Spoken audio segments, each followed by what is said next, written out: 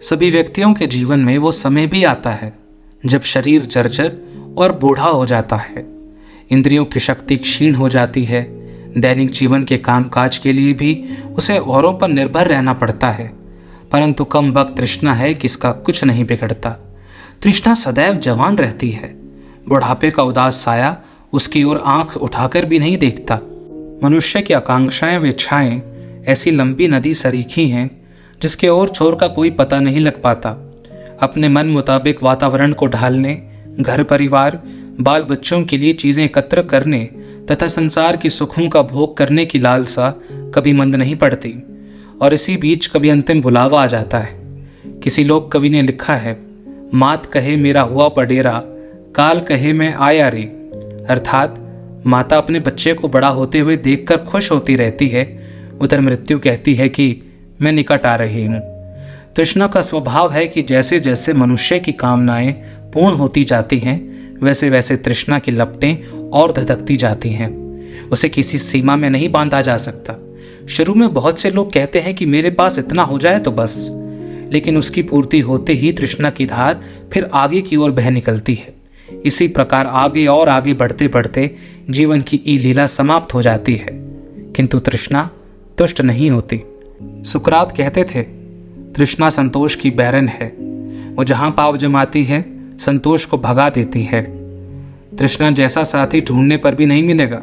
संगी साथी, घर परिवार, पद प्रतिष्ठा, लोक संग्रह, स्वास्थ्य, धन आदि सभी परिस्थिति विशेष में छूट सकते हैं, लेकिन तृष्णा ऐसी है कि वो छूटती नहीं। ये मन का पिंड ही नहीं छोड़ती। वो व्यक्ति के सर पर ऐसे सवार हो जाती है कि सोते जागते, उठते बैठते, प्रत्येक काम करते उसको मथती रहती है। वो किसी ठौर पीछा नहीं छोड़ती। मोटर में, गाड़ी में, वायुयान में, लिफ्ट में, दुकान में, बाजार में, वन में, समारोह में, हर जगह व्यक्ति के मन पर हावी रहती है। स्वामी रामसुखदास कहते थे कि कभी किसी की संपूर्ण इच्छाएं पूरी नहीं हुई। कितना ही धन मिल जाए, कितना ही वैभव मिल जाए, कितने ही भोग मिल जाएं, यहाँ तक कि अनंत ब्रह्मांड भी मिल जाए, तो भी इच्छाएं खत्म नहीं होंगी, कुछ ना कुछ लगी ही रहेंगी। पर आवश्यकताएं पूरी होती हैं। किसी वस्तु विशेष की इच्छा या आसक्ति शेष नहीं रह जाए तो वहां आवश्यकता खत्म हो जाती है, पूरी हो जाती है। रामचरितमानस में राम ने तृष्णा के संबंध में कहा है, संसार में जितने दुख हैं उन सब में तृष्णा ही सबसे अधिक दुखदायिनी है। जो कभी घर से बाहर नहीं निकलता उसे भी तृष्णा बड़े संकट में डाल देती है।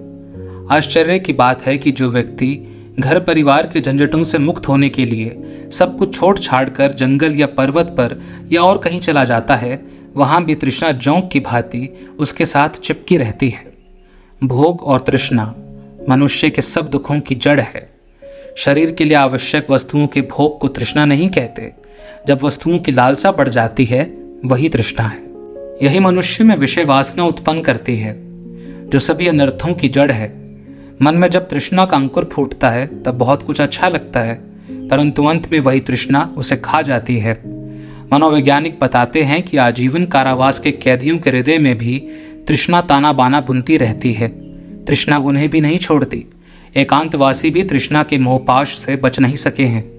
तृष्णा इस आनंदपूर्ण एवं शांत जीवन को संशय, क्रोध, हताशा, व्याकुलता और आपाधापी से भर देती है।